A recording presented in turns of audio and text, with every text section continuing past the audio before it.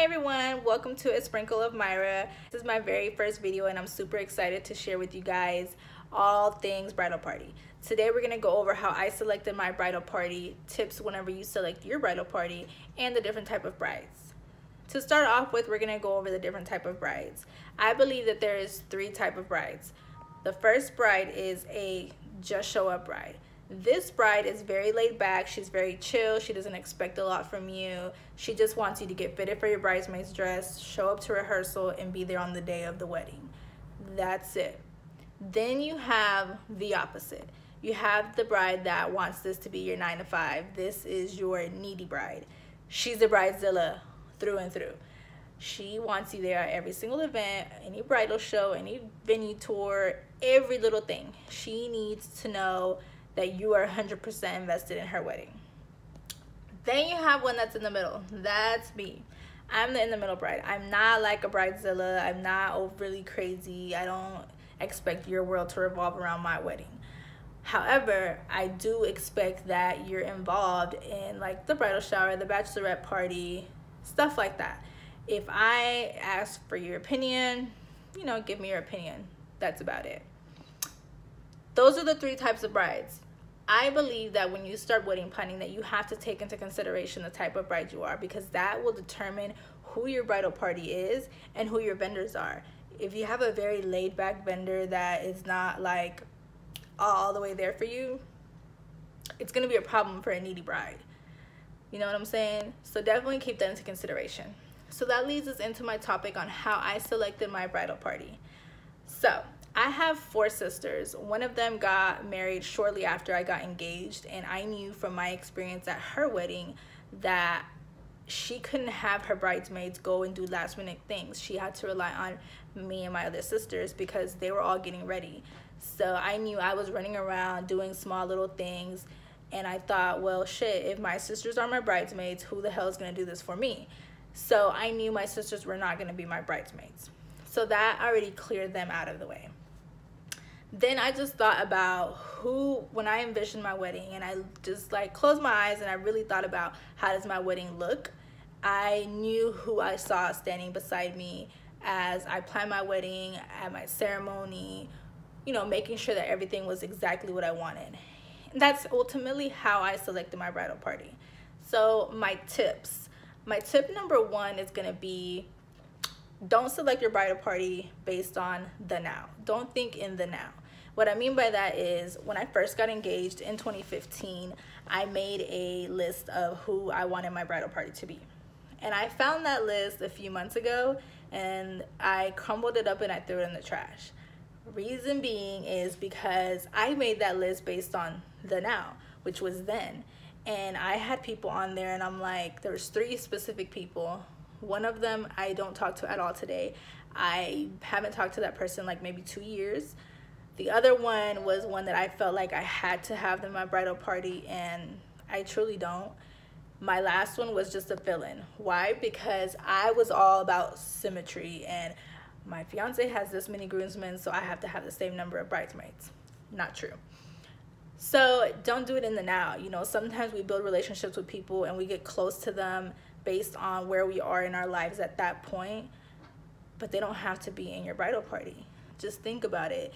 Sometimes you start a new job, you go to lunch with the same person every single day, you talk to them all the time, you hang out on the weekends, and you feel like y'all are real tight, but do you really feel like they're gonna be invested in your wedding?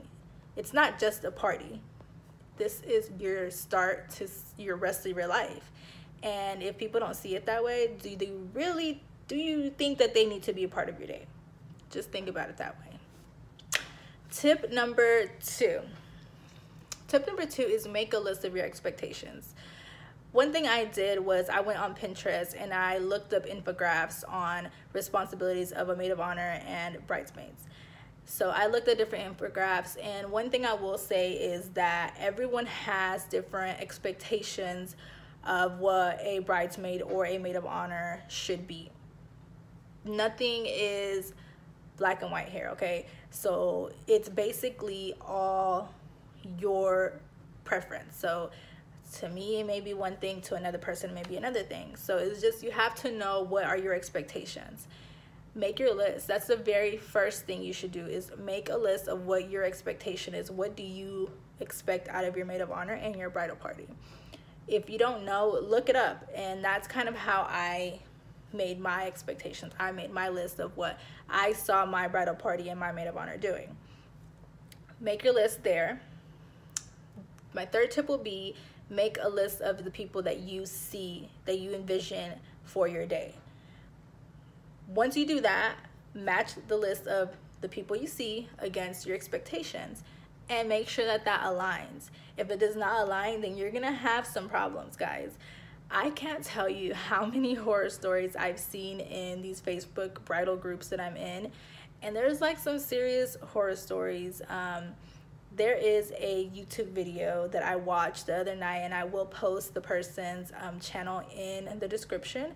You need to definitely look at it. There is 10 bridesmaids types that she lists, and legit, I've seen a story on every single kind.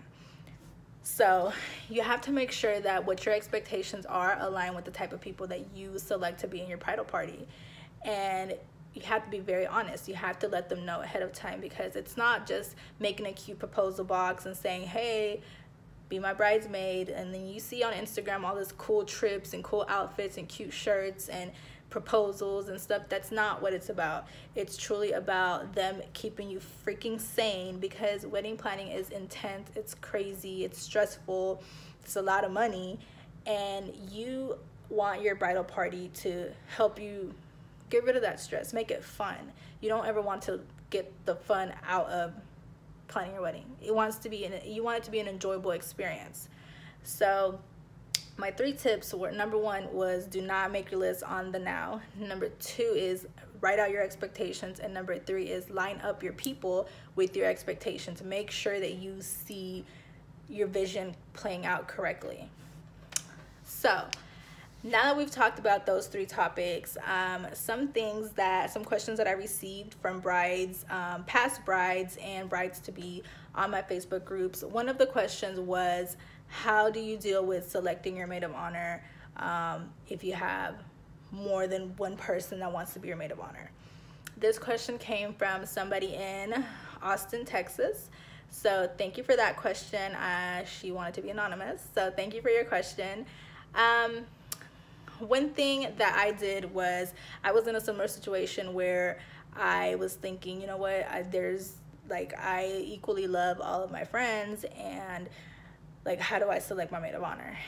So what helped me was making my list of my expectations. Like I said, my list of my maid of honor expectations was not the same as my bridesmaids, because to me, I feel like a maid of honor is a little bit more invested in your wedding day than your bridesmaids would be.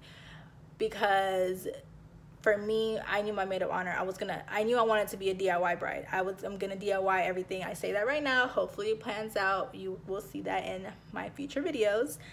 But I knew that I wanted my maid of honor to be there while I'm trying to create my centerpieces and going to tastings and venue tours and bridal garage sales, different things like that I didn't expect for my bridesmaids to do.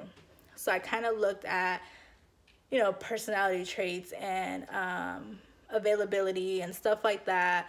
And it's not always like, this is my BFF for life and that's who I'm going to have as my maid of honor. So you just have to weigh out what your expectations are, and does that person fit your expectations. The second question that I received in regards to the bridal party is, how do you propose to your bridesmaids? A proposal is not required. This question came from somebody in Arlington, Texas, Ashley S. So thank you, Ashley. You don't have to do an actual proposal. I know there's really cute gifts and videos and how you propose and stuff. You don't have to do a proposal. If you do want to, I will be making a video about that here in the next few weeks. But if you need something really quickly, like really now before then you can hit up Hobby Lobby, get some of the little box, put some cute Post-its, pens, something that is personal for you guys, like a note maybe. I've seen a lot of people do the little mini wine bottles in there, and then you can go on Pinterest or Google and print out very little cheap or free will you be my bridesmaids things. I found a website that has some for free. I'm gonna post that when I do post my proposal box video. You can do something very quickly. Literally, Dollar Tree is the bomb. Everything literally is $1. So Dollar Tree can be your best friend whenever doing stuff like that. My third and final question for this video is, what do you do when you have regrets with people in your bridal party? You know, that is a tough situation. I've seen a lot of that happening in the bridal groups on Facebook. This question is coming from somebody in Tulsa, anonymous in Tulsa, so thank you for this question. If you are having any doubts for people in your bridal party, no matter what time frame it is or how far away from your wedding date it is, I definitely say don't turn a blind eye to it, because I've seen it happen where people look back at their wedding day and they're like, you know, if this person wasn't in my wedding, it would have been less stressful. And I would truly hate for that to be my situation. If you feel that stuff is just not going right, whether it be outside of wedding planning or not, talk to that person, let them know what your problem is, what's going on, how you're feeling, and it can either go good or bad. And if it goes bad, then that lets you know, hey, I don't need them in my bridal party. And it's crazy that this happens. Like, it really baffled me whenever I saw this stuff on Facebook. But definitely talk to that person. One thing that I learned to do is, if I'm in a stressful situation like that and I want to make sure that I express my feelings the right way, I just get a note. You know, in my iPhone, I have the notes, and I just type it up, and then I let it be for whether it be a couple of hours, a few days, come back, read it, make sure that it's truly expressing how I feel, and then talk to the person about it and let them know what's going on. If, you know, they understand and everything goes well, great. And if it doesn't, then it's up to you to decide whether you want to keep that person in your bridal party or not. So this is the end of my video, guys. Thank you so much for staying tuned and watching my video. I will be posting more in here coming soon. Please follow my YouTube channel. It is A Sprinkle of Myra on YouTube and Instagram. Hope you guys enjoyed my video.